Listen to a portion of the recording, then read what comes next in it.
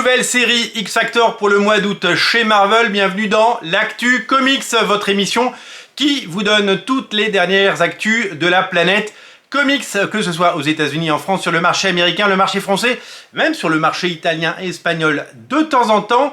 Nous venons de l'apprendre, Marvel va lancer une série X Factor, nouvelle série X Factor qui reprend le vieux logo, je vous le montre. Hop, je vous montre que ça, regardez, hop, hop, hop, voilà, vous avez vu que le logo, et vous avez vu aussi que j'étais en mode avion, c'est normal, il est malin. Ensuite, retour du logo, et surtout une catchline qui dit que ils ne sont pas là pour prendre soin d'un monde qui les déteste, mais un monde qui les adule.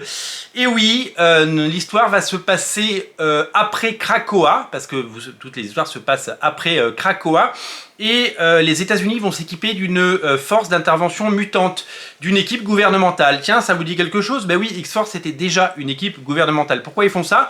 Ben parce que tous les autres pays s'équipent, en fait. C'est un petit peu la course à l'armement nucléaire.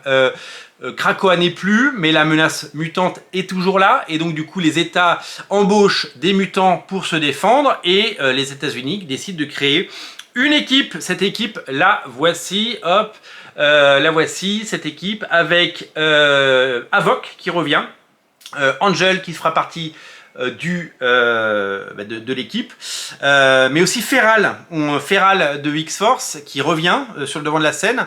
C'est drôle parce que dans une des versions d'X-Force, il y avait, vous le souvenez-vous, Wolfbane, Pyro, qui sera au cinéma cet été, et Frenzy. Alors visiblement c'est la personne qui est en bas là de l'écran, Frenzy. Je ne connais pas bien Frenzy.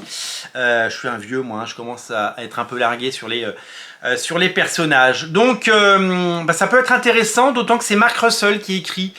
Mark Russell qui est un scénariste qui devrait avoir plus de succès et qui devrait être plus connu, mais qui n'a jamais eu de gros hits. Et tous les gens qui ont lu les comics de Mark Russell ont dit que c'était chouette. Chez Marvel, vous avez peut-être lu le Fantastic Four Life Story, hein, l'histoire d'une vie qu'il a fait. Sinon, il est connu pour des titres qui n'ont pas forcément très bien marché. Billionaire Island, par exemple, qui n'a pas trouvé son public en France, mais tout le monde dit que c'est génial. Je ne l'ai jamais lu, je dois vous avouer. Second Coming, qui était sorti chez Delcourt et qui était super, mais Delcourt n'a publié que le premier tome parce que ça n'a pas marché, et du coup, on n'aura jamais la suite. Ou une série comme Prez, vous le savez, où il y a une sorte de loterie et quelqu'un devient président, une adolescente qui doit diriger le pays. Je crois que c'est ça le pitch, je ne l'ai pas lu non plus. J'ai pas lu grand-chose de Mark Russell. Je devrais peut-être me pencher sur ce scénariste. En tout cas, c'est une belle prise, et peut-être que Mark Russell va atteindre un nouveau public avec cette série, et c'est tout ce qu'on lui souhaite. Au dessin, c'est Bob Quinn. Bob Quinn, c'est tout simplement un dessinateur qui a travaillé récemment sur Captain America et sur la série Knights of X. C'est une valeur montante, c'est une valeur sûre, et c'est une rising star comme on appelle aux États-Unis. C'est certainement un auteur dont on va réentendre parler. La couverture, vous l'avez peut-être vue, je viens de perdre ma page.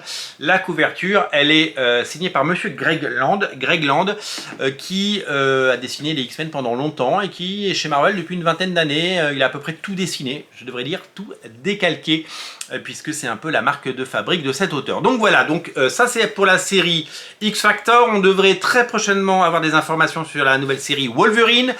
Ont été révélées, vous le savez, les 3 séries principales X-Men.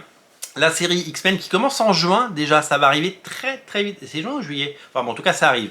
Jetback qui est au scénario et Ryan Stegman au dessin. Si vous traînez sur les forums ou sur les réseaux sociaux, vous avez certainement vu les premières pages de Ryan Stegman.